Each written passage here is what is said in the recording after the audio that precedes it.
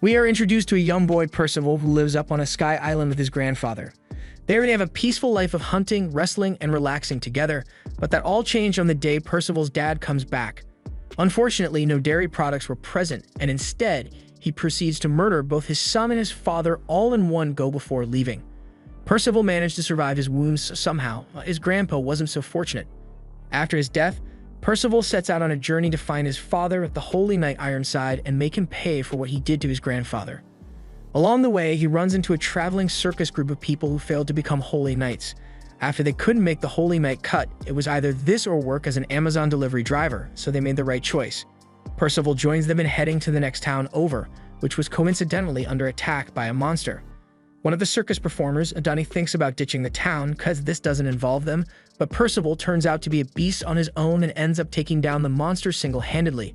The town celebrates their savior and holds a party in his honor, but the festivities are soon cut short as a holy knight named Pelbert is here for Percival. We learn that a prophecy exists of Percival becoming a knight who opposed King Arthur, so his holy knights have been ordered to kill him on sight. Pelbert attacks Percival as he wants to see his magic power in action, but up till this point he had never used magic, but under the stress of the situation, he is able to awaken his power. However, with him having just gotten his magic, he is still far too weak to stand against a holy knight, so a fox appears and uses a magic orb to teleport them away. The fox is named Sin, and was instructed to find the Knight of the Apocalypse and bring them to the kingdom of Lyonesse, and he is convinced Percival is one of them. Donnie got dragged along as well, so he is part of the team now. As they travel together, they gather more friends with similar goals in mind, Nations and Anna. But as they head into a dense forest, they were followed by 4 holy knights sent out by King Arthur. The holy knights entered the forest, but the device which they were using to track down Percival and the others shows that they have split off into 4 directions, so they realize that it is a move to split up their forces. They think they are just up against a bunch of kids, so it shouldn't be necessary to attack as a group. Thus, they make the fatal error of splitting up. And it was definitely a mistake because it turns out that those magic signatures that they were detecting weren't even from the group, it was just from a bunch of mini Percivals that they had spread across the forest. As long as they stay inside the ring that Sin created, their magic signatures won't be detected, and as such, the knight will head straight for the mini Percivals instead. While they are in the anti-detection ring, Nations decides to snort some random powder he found in the forest, and it must be good because he ends up biting his lip again out of excitement. Sin tells them to quiet down because it is almost time for their plan to be put into action as one of the holy knights has taken the bait. They all jump down and confront him, but the knight isn't feeling very threatened and proclaims he'll just kill everyone here. He charges forward and knocks both Nations and Anna off the branch, and he's sure they'll die to fall damage once they hit the ground. Next up is Donnie, but what the knight hadn't planned for was the fact that Donnie had floating magic, so he pulls both of them back up, and they all gang up on the knight. Despite their perfectly coordinated attack, the knight doesn't seem to have suffered much damage and thinks Percival is pretty disappointing for someone that has prophecies to destroy the world. Still, he knows when to give credit where it is due since he can recognize that Anna is good with her sword and Nations has good battle senses. But there's not much you can say about Donnie. At least he didn't run away this time. They used the tactic of getting them to split up because they weren't confident in their ability to beat the knights as a group. However, they made a mistake when they challenged him to a fight on narrow tree branches. The knight jumps into the air and begins a volley of blasts that are unavoidable in this situation. Sten yells for Nations and Percival to use their magic to enchant everyone's weapons, but the knight comes crashing down and splits the branch they were standing on into several pieces. Donnie does his best and levitates the pieces so they don't fall to their deaths, but the knight is standing right in front of him, and even though he only delivers a light punch, that looks like it has got to hurt like hell. Percival tries to step in to save his friends, but the knight finds his moves really easy to read and simply strikes him down. Sten tells for Percival to remain calm and use his magic to make everyone fly like he did last time, but that's going to be hard since he is so badly injured. Anna doesn't understand how such weak attacks are able to do that much damage to them, and Nations thinks it has something to do with the magic attack he did at the beginning. The knight is impressed that he figured it out after such a short amount of time, but yes, it is because of his magic. His magic power causes things to become less durable than they were initially. He then charges at Nations to do some damage to him as well, but as the punch lands, he isn't shaken even slightly.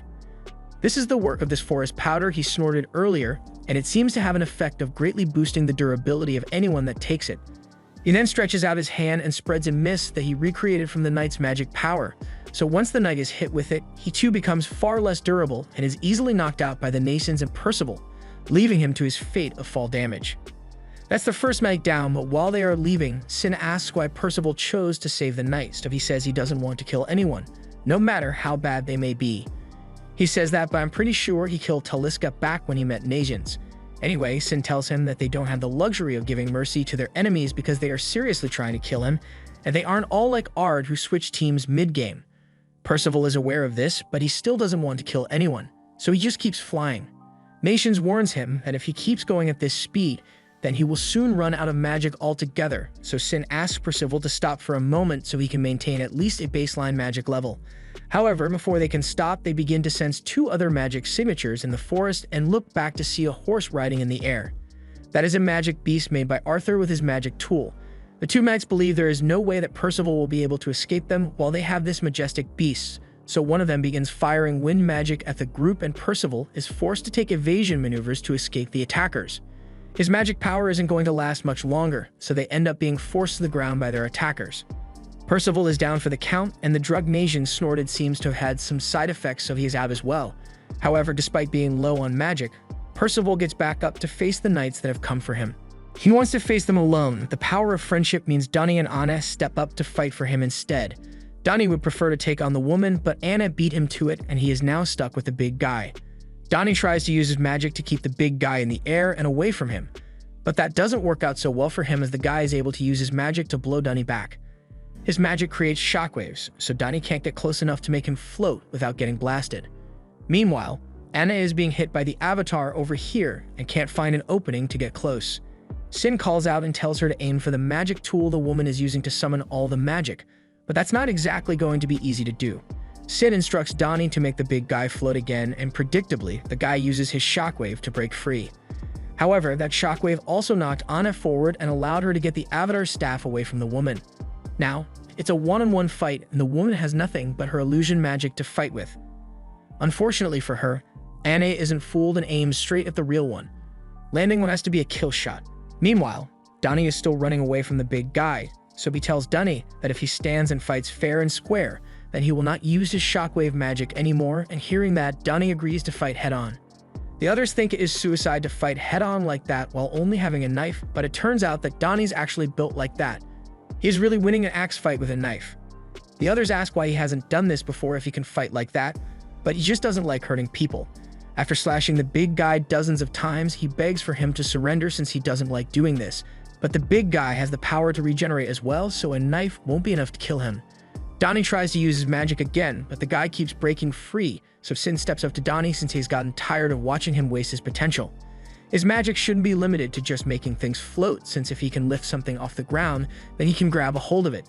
Donnie tries it out and is able to freely grab hold of the big guy. So before he can use his shockwave, Donnie chucks him way off into the distance. Donnie has finally caught a W for once, and Percival runs up to congratulate him on being able to contribute to the battle. Anna is quick to point out that Donnie only managed to do that because he listened to Sin's advice, and while he'd love to say he did it all by himself, if it weren't for Sin, he would definitely have lost. They are now starting to understand just how great Sin truly is, but the battle isn't over yet as the big guy is back for round 2. He swears that he will kill them all, but Donnie isn't scared of him anymore now that he knows the true capabilities of his own magic. However, they forgot that there were more than just 2 knights in the forest and get caught off guard by one of them who sneaks up behind them. With everyone stuck, he proceeds to take the coffin fragment from Percival and almost one-shots in 5 seconds after appearing on screen. Sin has to sweep his leg to shift the attack and save Percival's life, after which Donnie counters and uses his telekinesis to throw him several feet away. The knight catches himself on a tree and begins slowly walking back towards the group while the others check on Percival, whom we find out has been knocked out cold. They didn't notice when the knights snuck up behind them, so Sin can tell that this guy must be the leader of the knights, Lightning Fiddick. Fiddick picks up 2 rocks and tosses one at Donnie. Donnie managed to catch it, but that was just a decoy he used to learn the effective radius of Donnie's magic. And now that he knows that, he chucks the other rock at the speed of a bullet right into Donnie's head. Donnie can't use his telekinesis on objects he can't see, like for instance a rock thrown at the speed of sound. He is bleeding really badly and quite frankly is lucky to be alive, and all the while, Fiddick is just casually scolding his subordinates for nearly being taken out by a bunch of losers like these. At first, even though King Arthur ordered it, Fiddick was reluctant to kill a bunch of children, so he was at least going to make their deaths quick and painless. But now he's changed his mind. Even that guy from before that Percival chose not to let die is back to fight again. And I bet he's wishing he had double tapped him when he had the chance. Friddick pulls out a magic orb, and once it is used, the entire Knight team are brought back to full HP. It was already hard to fight them when they were split up, but now they have to go against all the Knights at once. Yeah, they were all ready to call it a day and peace out to the afterlife. The team begins to say their goodbyes to one another and how they wish they could have achieved their dreams, but Percival refuses to give up no matter what. His head is ringing and he's exhausted, but so long as there is breath in his body, he will continue to fight no matter how bad the odds are. His magic begins to return to him, and Sin can finally say with certainty that Percival is one of the prophesized knights. Seeing Percival continue to stand against the insurmountable odds reminds the others of the importance of never giving up hope. They've come this far as a group, so even with death staring them down, they put their hope in Percival, giving him more strength. And with the combined power of all their hope, he is able to attack the knight and make them take a step back. Percival tries to follow up with another strike, but the impact magic is used to defend the group, and as a result, he gets knocked back into a tree. But it's alright because he is still conscious, and the others have regained their fighting spirit once more. Fiddick realizes the kids are no longer going to be easy targets to defeat, so instead, he decides to go after their leader and charges forward. Sten yells for everyone to spread out and not let themselves get surrounded, but after the knights stop, they have encircled their target. Not Percival, but rather Sin. If you want to kill something, you have to take out its brain, and in this case, that's Sin, who has been giving advice from the sidelines this entire time. Percival tries to get to Sin's side to help him, but Friddick uses another orb to create a cube barrier around them to stop any interference. This entire fight, Sin has been playing the part of a coach who knows his stuff, and the knights find it strange that he knows so much about them. It's only because of him that the kids were able to beat the knights when they fought, and Friddick's instincts are telling him that Sin is going to be troublesome if he is left alone. He gives Sin an offer. If he leaks some valuable information, then Friddick will let him have a quick and painless death, but if not, then he will experience pain that is far worse than testicular torsion. Sin tries to negotiate, and also that Fiddick let the kids go free in exchange for the information, but he can't do that since the orders from King Arthur are to eliminate all threats to his plan. He asks once more if Sin would like a painless death or a torturous one, but Sin never planned on giving up in the first place and tells them not to get too full of themselves. Fiddick raises his sword and tries to slash Sin in half, but once the sword hits the ground, Sin disappeared and Elgin had several arrows in his body. The other knights go to check on him, but after that arrow to the head and throat, he's dead. They were planning to kill Sin in a horrible way, so he tells them they have no right to complain if he kills them instead. Fiddick can't believe Sin was able to dodge a point-blank attack like that so easily, so the girl tries to use her magic staff to strike him with wind, but it passes straight through his body, and in that same instant, she gets double-tapped. Seeing two of his friends get killed so easily, Dronak is enraged and tries to use his impact magic, but before Fiddick can warn him that they are still in an enclosed space, he already used it. Fiddick gets blown away, but Sin, who is back in his human form, is standing right in front of him. He palm strikes Dronak, causing blood to spew out of his face, and you would think that would be enough to kill him. But Sin still goes for the double tap and punches clean through his stomach. The last one to deal with is Fiddick, and by now he realizes that Sin is not someone to be messed with, so he asks who he really is. And for the first time, we get to see his true identity, Lancelot. The others can't believe that Sin was a human this whole time, however. Fiddick has never heard of the name Lancelot. He finds that strange, since if he is this powerful, then surely at least rumors would start to spread. But it's pretty simple, really. The reason there are no rumors of him anywhere is that his opponent never lived long enough to tell anyone about him. Fiddick has no choice but to try to go for a kill, so he dashes forward and uses his haste magic to speed himself up. With a well-trained body and the power to increase his speed, he has been able to accurately dispatch any target he wants, but right now, just like me on the basketball court, he is hitting nothing but air. Lancelot's reaction speed is just too fast, so Fiddick is getting tossed around easily, much to the amazement of Percival and the others. Lancelot stops embarrassing Fiddick for a moment to ask him some questions about a knight with a star in his helmet and a craftsman called Dubs, but before Fiddick could even answer, Lancelot knew that Fiddick didn't have that info. This is when Fiddick realizes that Lancelot has the power to read minds as well, and upon learning that, he cancels the barrier and nopes the hell out of there. He gets back on his horse and tries to escape to Camelot to report what he learned about Lancelot, but Lancelot has a 100% kill rate to maintain, so he asks Donnie to lend him his knife for now, and he uses it to launch a strike towards Fiddick. Fiddick tries to shake off the strike, but in the end he gets vaporized without a trace, along with a lot of the forest. Meanwhile, in Camelot, one of Arthur's talismans is destroyed. which tells him that some of his knights have just died. He realizes it may be troublesome if the four horsemen of the apocalypse are left to do as they please, but he still needs to find his bride, so he asks Merlin which one he should prioritize. Back with Lancelot, he can read their minds and knows that the others are slightly scared by the level of power he possesses, but Percival, on the other hand, is just glad that he is okay. It was the same as when his grandpa was killed. He was completely powerless to help in any way, and Lancelot is glad Percival cares so much about him.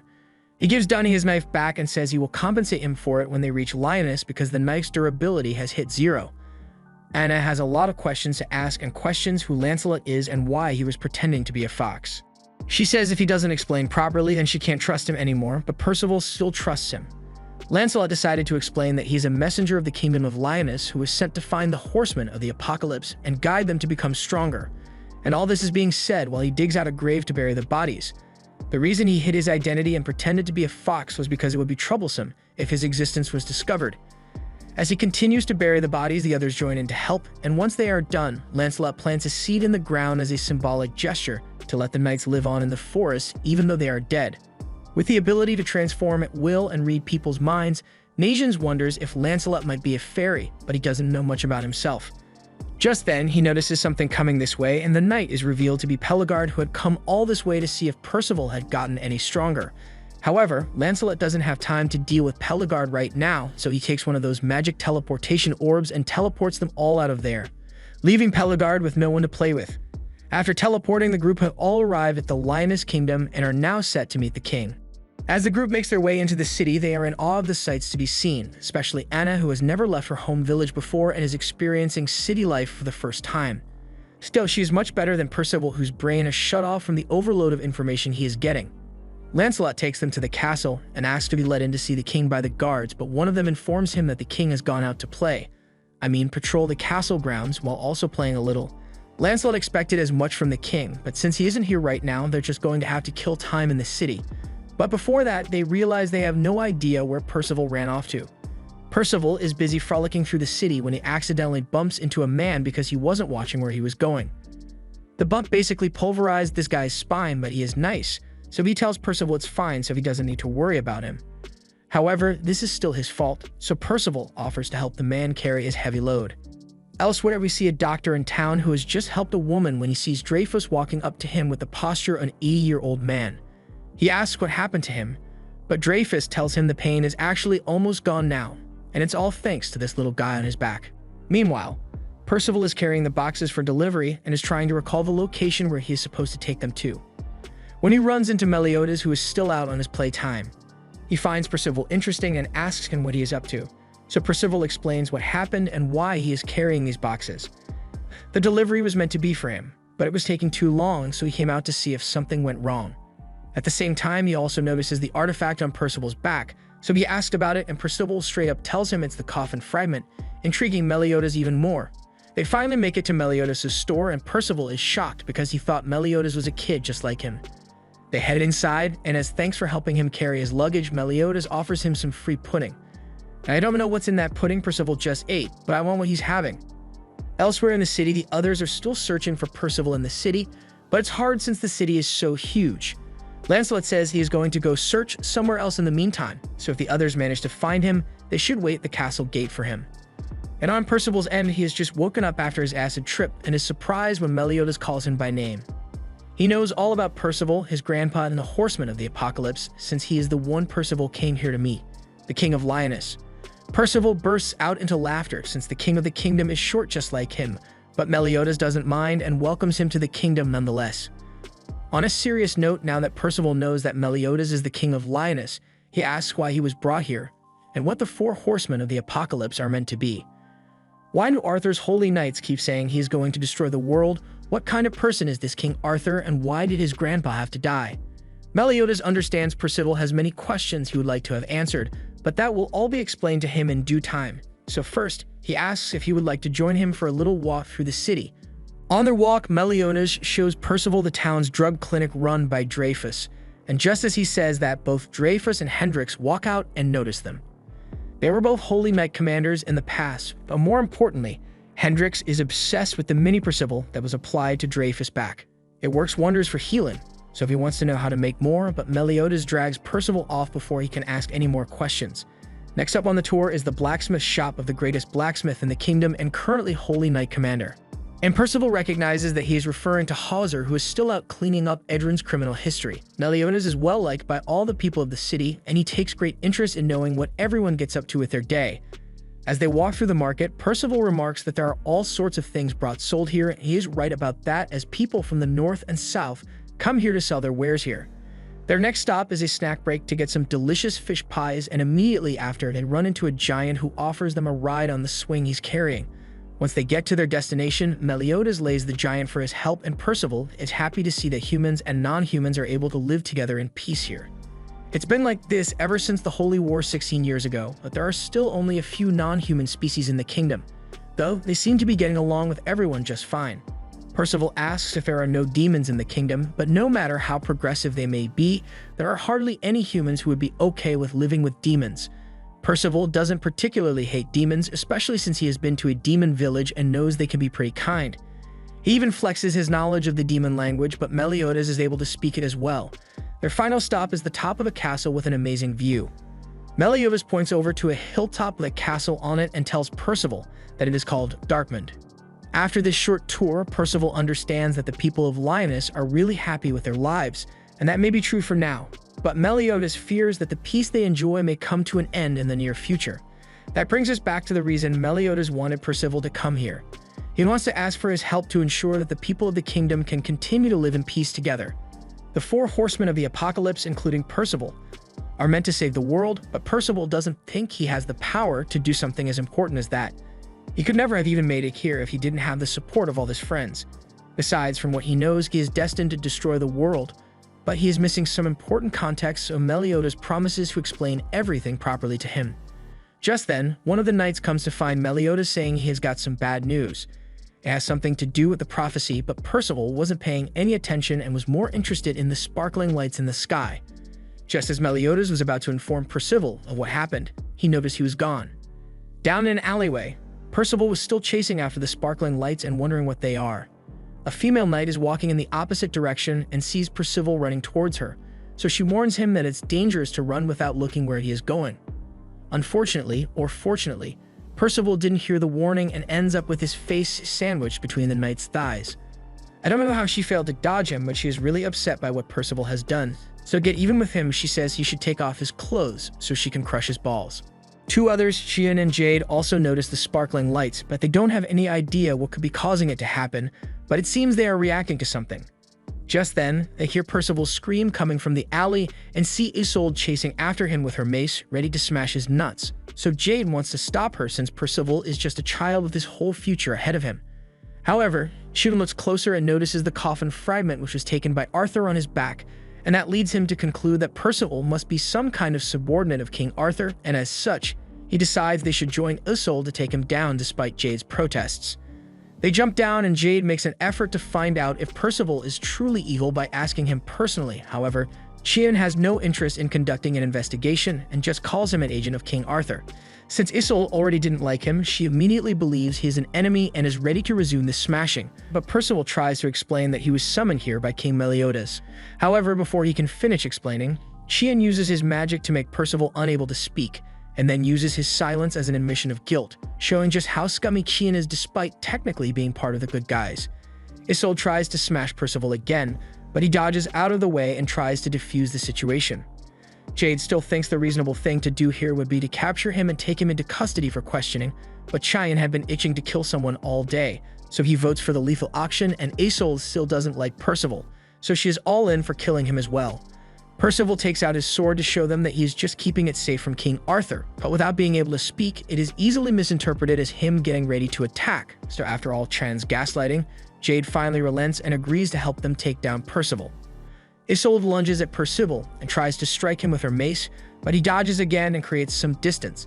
He is finding it hard to breathe and still needs to evade her incessant attacks infused with magic that causes explosions.